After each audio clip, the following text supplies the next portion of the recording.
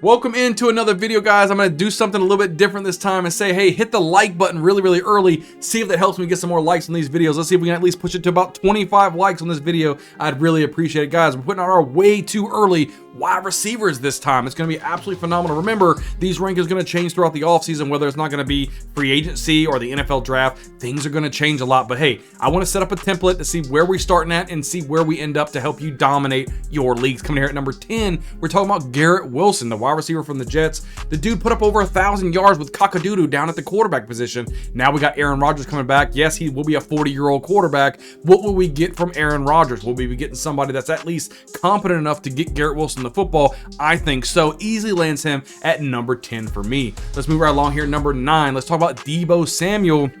This is a wide receiver that didn't start the season very well, right, from what we're used to, but he ended the season very well. He's absolutely playing on all cylinders heading into the playoffs, and I like what Deebo Samuel can give. Yes, he didn't get you not even 900 yards receiving, but he not only offers you receiving ability, he offers you rushing ability as well. I like what I see from Deebo Samuel. Should still be a top option for you in 2024. Move right along here at number 8. We're talking about Puka Ngata, the wide receiver from the Rams. We saw this rookie come in here and throw up over 1,400 yards receiving with this offense. Yeah, Cooper Kupp was missing a lot of that. That's probably why he produced a lot more of his yardage. But Cooper Kupp and Puka Ngata is kind of like a 1A, 1B type of wide receiver. It's not solely just Cooper Kupp and then, oh yeah, we got Puka Ngata. No, we have Cooper Kupp and we have Puka Ngata. So those two guys together, phenomenal. Will we see Matthew Stafford back next season, or will he retire? We don't know. We have to wait and see. But I think overall, Puka Ngata could be a top option for you in 2024. So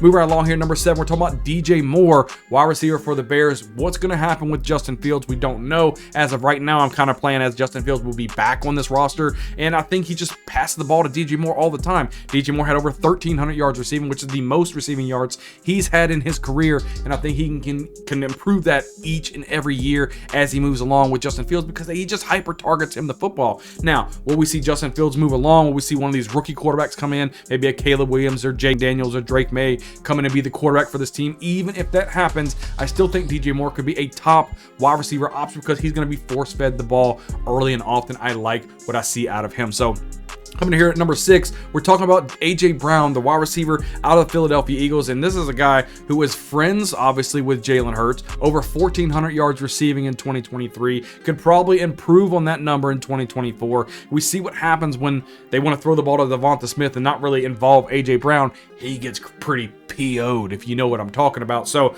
he's one of those guys who's going to be dominant in fantasy football. He knows he wants to be the man for this football team. Jalen Hurts knows it. It's going to continue to be and flourish as a nice, not only friendship, but fantasy football friendship for you and fantasy owners who draft this guy. Get A.J. Brown into your lineup. Coming at number 5 here, we're talking about Jamar Chase. We have to remember, Jamar Chase even put up 1,200 yards receiving, even without a large chunk of that without Joe Burrow. A large chunk of that early on, he had missed some injuries.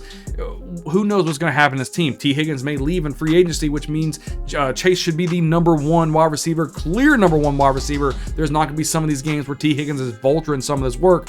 T. Higgins could be gone, and Tyler Boyd could be gone. Who knows what's going to happen? Who they got at tight ends position? Irv Smith, he may be gone as well. Who knows? It's the last man standing, and right now that last man is Jamar Chase. Could have a phenomenal season next season in 2024 and be your man for your football team. Don't be afraid to draft Jamar Chase. Coming in here at number 4, we're talking about Amon-Ra St. Brown. This is a wide receiver that we see Jared Goff really hyper targeting, right? He's a great route runner, especially if you play in a half PPR or full PPR league.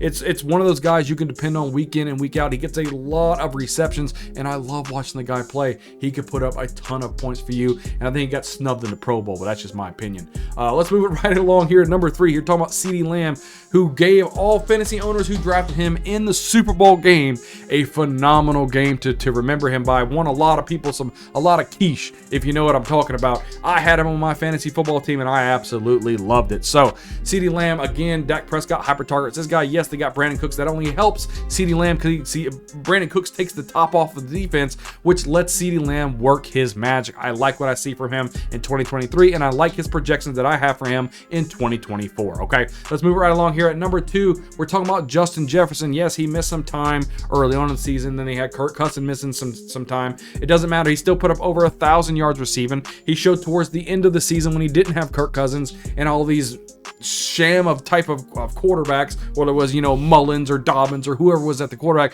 Jaron Hall, hello, the quarterback out of BYU, please don't. But he still was able to produce numbers good enough for fantasy football. I like what I see out of Justin Jefferson. He's a very talented young wide receiver, probably the best young wide receiver in the NFL. Him and Chase really, really close, but I do like Justin Jefferson for 2024. That leaves us at number 1 right now. I have to go at Tyreek Hill for fantasy football. This guy can clearly win you some football games. Over 1,700 yards receiving last season.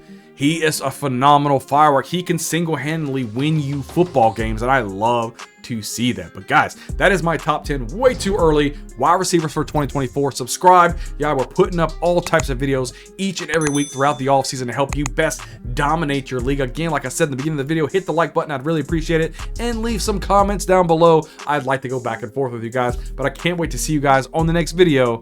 We'll see you guys next time.